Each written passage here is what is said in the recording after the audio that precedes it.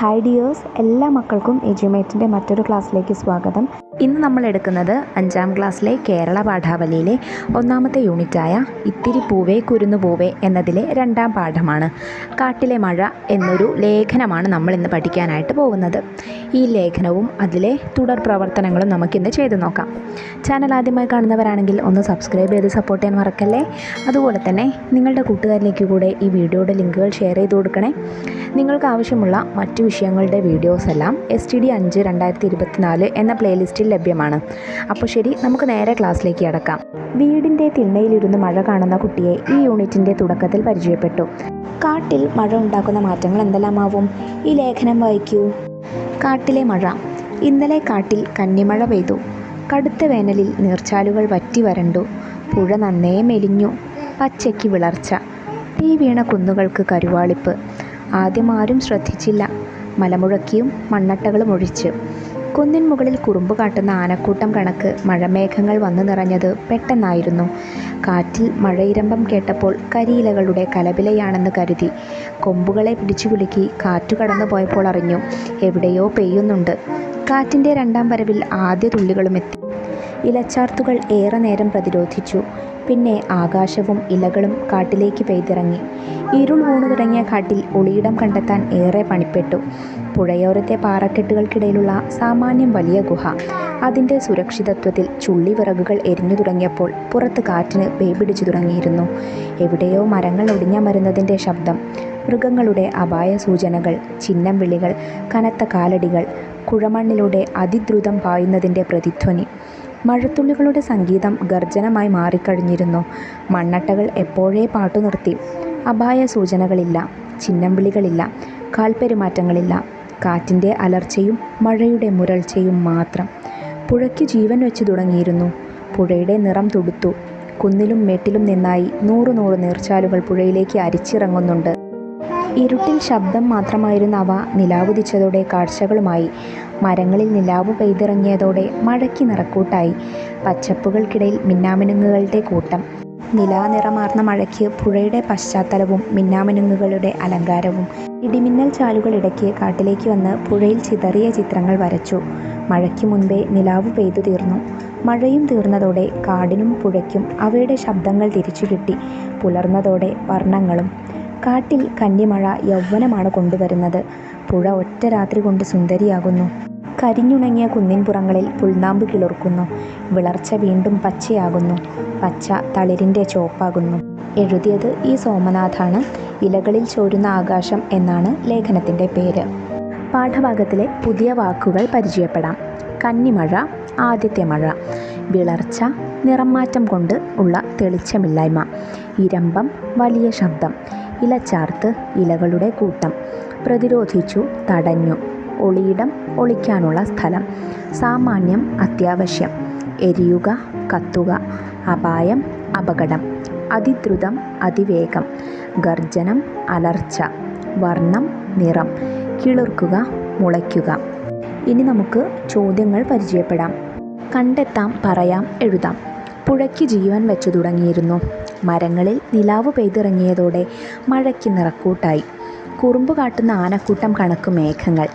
മഴ കാട്ടിലുണ്ടാക്കുന്ന കാഴ്ചകളാണ് ഈ വാക്യങ്ങളിലൂടെ വ്യത്യസ്തമായി അവതരിപ്പിച്ചിട്ടുള്ളത്. ഇതുപോലുള്ള വാക്യങ്ങൾ പാഠഭാഗത്തു നിന്ന് കണ്ടെത്തൂ. അവയുടെ ആശയം ക്ലാസ്സിൽ പറഞ്ഞവതരിപ്പിക്കൂ. എഴുതി വയ്ക്കുകയും വേണം. ഇതുപോലുള്ള ഏതാനും വാക്യങ്ങൾ നോക്കൂ. കാറ്റിൽ മഴയിരമ്പം കേട്ടപ്പോൾ കരിയിലകളുടെ കലപിലയാണെന്ന് കരുതി.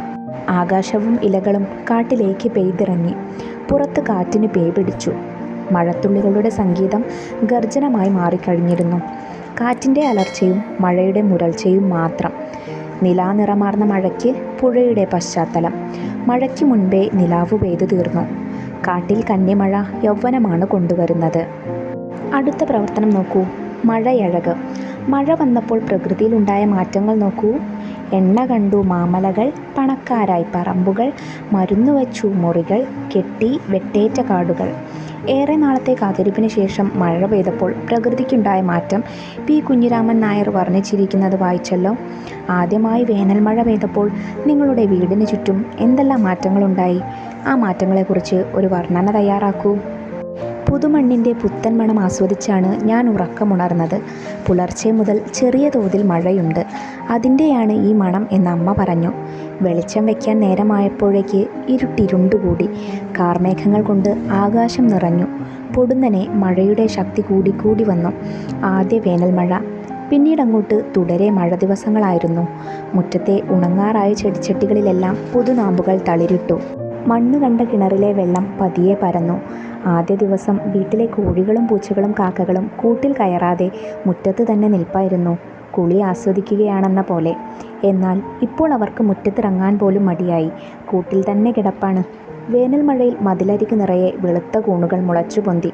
എന്തു മനോഹരമായ കുടക്കൂണുകൾ! വീടിനപ്പുറത്തെ കുളത്തിൽ വെള്ളമൊന്ന് ഏന്തി വന്നു. ഒഴുക്കില്ല. ഉണങ്ങി വിണ്ടുകീറിയ പാടങ്ങളെല്ലാം മണ്ണിലേക്ക് വെള്ളത്തെ ആവാഹിച്ചെടുക്കാൻ തുടങ്ങിയിരിക്കുന്നു. മുറ്റവും തൊടിയുമാകെ ഇളം പച്ചപ്പുല്ലുകൾ മുളച്ചു പൊന്തിയത് മനസ്സിന് കുളിർമ തരുന്ന ഒരു കാഴ്ച തന്നെ. അടുത്ത ചോദ്യം നോക്കൂ. ഒറ്റയ്ക്കും കൂട്ടായും. ഇരുൾ വീണു തുടങ്ങിയ കാട്ടിൽ ഒളിച്ചിരിക്കാൻ ഒരിടം കണ്ടെത്താൻ ഏറെ പണിപ്പെട്ടു. ഇരുൾ വീണു തുടങ്ങിയ കാട്ടിൽ ഒളിയിടം കണ്ടെത്താൻ ഏറെ പണിപ്പെട്ടു. ഈ വാക്യങ്ങൾ തമ്മിലുള്ള വ്യത്യാസം എന്താണ്? ചർച്ച ചെയ്യൂ. കൂടുതൽ ഉദാഹരണങ്ങൾ പാഠഭാഗത്തു നിന്നും കണ്ടെത്തിയെഴുതൂ. ആദ്യത്തേതിൽ ഒളിച്ചിരിക്കാൻ ഒരിടം എന്നും രണ്ടാമത്തേതിൽ ഒളിയിടം എന്നുമാണ് ഉപയോഗിച്ചിരിക്കുന്നത്. ഒളിയിടം എന്നതിനെ പിരിച്ചെഴുതിയതാണ് ഒളിച്ചിരിക്കാൻ ഒരിടം എന്ന്. ഇനി നമുക്ക് കൂടുതൽ ഉദാഹരണങ്ങൾ നോക്കാം. കുന്നിൻ മുകളിൽ കുറുമ്പ് കാട്ടുന്ന ആനക്കൂട്ടക്കണക്ക്. അതിനെ എങ്ങനെ പിരിച്ചെഴുതാം? കുന്നിൻ മുകളിൽ കുറുമ്പ് കാട്ടുന്ന ആനക്കൂട്ടങ്ങളുടെ കണക്കിന്. കാറ്റിൽ മഴയിരമ്പം കേട്ടപ്പോൾ. കാറ്റിൽ മഴയുടെ ഇരമ്പം കേട്ടപ്പോൾ. മരങ്ങൾ ഒടിഞ്ഞമരുന്നതിൻ്റെ ശബ്ദം. മരങ്ങൾ ഒടിഞ്ഞ് അമരുന്നതിൻ്റെ ശബ്ദം. നിലാനിറമാർന്ന മഴയ്ക്ക്. നിലാവിൻ്റെ നിറമാർന്ന മഴയ്ക്ക്. മിണ്ടിയും പറഞ്ഞും. കടുത്ത വേനലിന് ശേഷം വന്ന മഴ കാടിനെ മനോഹരമാക്കി. മഴയും കാടും തമ്മിൽ എന്തെല്ലാം വർത്തമാനങ്ങൾ പറഞ്ഞിട്ടുണ്ടാകും? എഴുതി നോക്കൂ. കാട്: ഇത്രനാൾ എവിടെയായിരുന്നു മഴയെ നീ? നിന്നെ ഞാൻ ഒരുപാട് കാത്തിരുന്നിട്ടുണ്ട്. മഴ: ഇപ്പോഴാണ് എനിക്ക് പെയ്തിറങ്ങാൻ സമയമായത്. ഇപ്പോൾ നിന്നെ കാണാനും നല്ല മനോഹരിയായിട്ടുണ്ട്. കാട്: അത് നിൻ്റെ അനുഗ്രഹം കൊണ്ടാണ്. നീ കനിഞ്ഞ വെള്ളം കൊണ്ടാണ് ഞാനിങ്ങനെ പച്ചപ്പണിഞ്ഞ് നിൽക്കുന്നത്. മഴ: നിൻ്റെ വടക്കേ അറ്റത്തുള്ള പുഴ ഒഴുകാറായില്ലേ? കാട്: ഇല്ല, അതിന് കുറച്ചുകൂടെ മഴ ലഭിക്കേണ്ടതുണ്ട്.